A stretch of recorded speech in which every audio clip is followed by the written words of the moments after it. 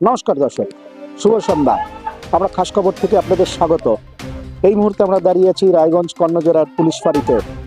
কারণ রায়গঞ্জে একটি বিচ্ছিন্ন ঘটনা, দিনের আলোতে একটি বিচ্ছিন্ন ঘটনা ঘটে গেছে।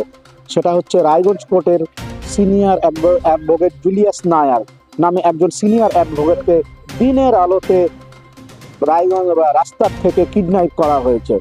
আর তার কারণেই তারা আজকে রায়গঞ্জ কোর্টের যারা ক্রিমিনাল লয়ার, যারা অ্যাডভোকেট আছেন, তারা কিন্তু পথ অবরোধ করেছিল। সেইখান থেকে পুলিশ প্রশাসন থেকে তাদেরকে আশ্বস্ত দেওয়া হয় যে আপনারা পথ অবরোধ তুলে দিন।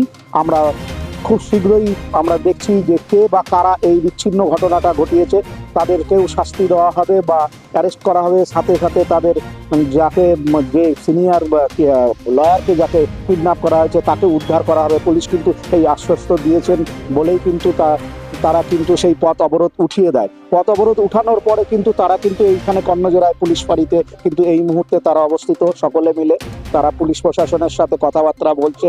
আগামী তাদের কি স্টেপ নেবে পুলিশ বা কি ইচ্ছানো সেই বিষয় নিয়ে আলোচনা শুরু। আমরা কিন্তু এখন কিন্তু তাদের সাথে কিন্তু কথা বলেছি। অ্যাডভোকেট, এখানে যারা অ্যাডভোকেট আছে তাদের একজনের সাথে আমরা কথা বলেছি। কি বলেছে তাদের মুখ থেকে আমরা শুনে নেব। এমনকি যে ক্রিমিনাল লয়ার যিনি অ্যাডভোকেট যিনি কিডন্যাপ হয়েছে তার স্ত্রীর সাথেও আমরা কিন্তু কথা বলে নেব। কি বলছে তাদের মুখ থেকেই আমরা শুনে নেব। দেখুন, আজকে আমরা কর্ণজোড়া ফাঁড়িতে এসেছি। আজকে আমাদের এক আইনজীবী ভাই জুলিয়াস নায়ার সারাদিনের কাজকর্ম সেরে বাড়ি ফিরছিলেন।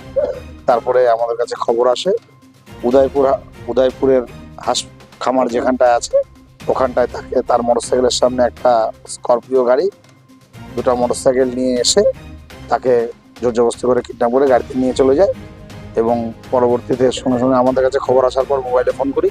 ফোন করার পর ফোন সুইচ অফ পাই এবং ওই স্থানে একটা মোটরসাইকেল ফেলেছিল এবং আমাদের আরেকজন আইনজীবী বন্ধু ছিল, তাকেও ধাক্কা দিয়ে ফেলে দেয় এবং তাকে আর্মস দেখায় যে আসতে পারে, এবং যাকে জুলিয়াস নায়ারকে তোলার সময় আর্মস ঠেকিয়ে তুলে নিয়ে যায়।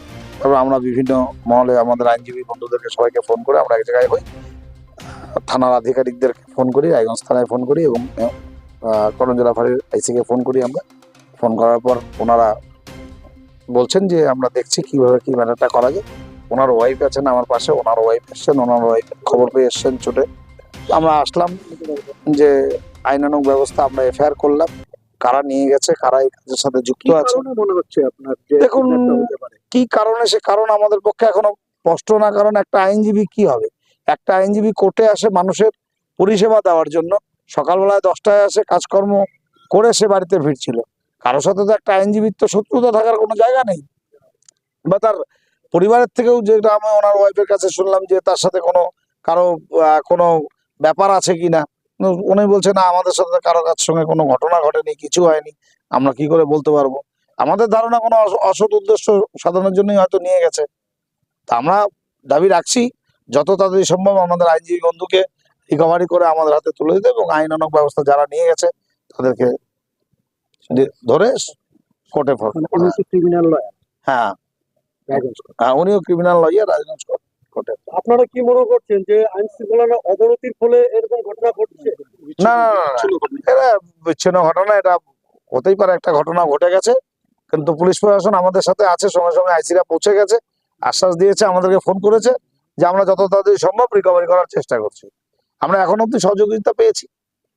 একটু আপনার নামটা বলবেন? আমার নাম সুজিত সরকার, আমি উত্তর দিনাজপুর জেলা বার অ্যাসোসিয়েশনের সেক্রেটারি। আমার প্রেসিডেন্ট সাহেব আছেন, আমাদের লিগাল সেলের চেয়ারম্যান আছেন, পিপি সাহেব, জিপি সাহেব, যত আইনজীবী রায়গঞ্জের আছেন, যারা যারা খবর পেয়েছে তারা সবাই এখানে পৌঁছে গেছে। আমার নাম নূরজাহান বেগম। আজকে কি কারণে এই কর্ণজোড়া পুলিশ ফাঁড়িতে? আমার হাজবেন্ড আজকে সকাল 10:30টার সময় কোর্টের উদ্দেশ্যে রওনা হয় এবং কোর্টে গেছিল। তারপরে সন্ধ্যায় কিছুক্ষণ আগে আমার কাছে একটা খবরে আসলো ওনাকে নাকি কিডন্যাপ করা হয়েছে। কেউ বা কোথা থেকে পেলেন? ফোনের মাধ্যমে খবর পেলাম, এনাদের মাধ্যমে খবর পেয়েছি। কোর্টের আমাদের এই পরিচিত স্টাফ যারা আছেন, কলিগরা আছেন, তারা আমাকে ফোন করলো যে জুলিয়াস দাকে এরকম কিডন্যাপ করা হয়েছে, উদয়পুর থেকে স্করপিও গাড়ি করে তাকে তুলে নিয়ে গেছে দুপুরবেলায়। এটুকু আমি জানি। এবং কে বা কাহারা করেছে সেটা এখনো পর্যন্ত, মানে আমি চাই যে তাদেরকে অবিলম্বে তাদেরকে যেন। আপনি কোনো আনুমানিক সন্দেহ করছেন কোনো কিছুতে? সন্দেহ বলতে আমার হাজবেন্ডের উপর একটার পর একটা এলিগেশন বারবার দেওয়া হচ্ছে এবং জানি না কিভাবে কি করা হচ্ছে। আচ্ছা, তো যাই হোক, আমি জানি না কিভাবে কি হচ্ছে। কেউ বা কাহারা করেছে, যারা করেছে তাদের যেন খুব তাড়াতাড়ি তাদেরকে শাস্তি দেওয়া হয় বা আমার হাজবেন্ডকে যেন খুব তাড়াতাড়ি উদ্ধার করা হয়। আমি এটাই অ্যালিগেশন সেরকম এই মুহূর্তে আমার মাথায় আসছে না, কিন্তু আমি চাই যে আজকে যে ঘটনাটা ঘটেছে খুব তাড়াতাড়ি তাকে যেন উদ্ধার করা হয়। আপনি তো থানায় এলেন, হুম, বাড়িতে এলেন, কি আশ্বস্ত পেলেন?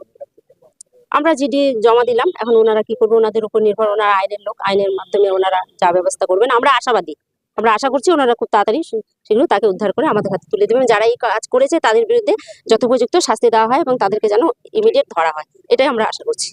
এখন আপনিও রিপোর্টার, আপনার এলাকার যে কোনো খবর পাঠান এই নম্বরগুলোতে।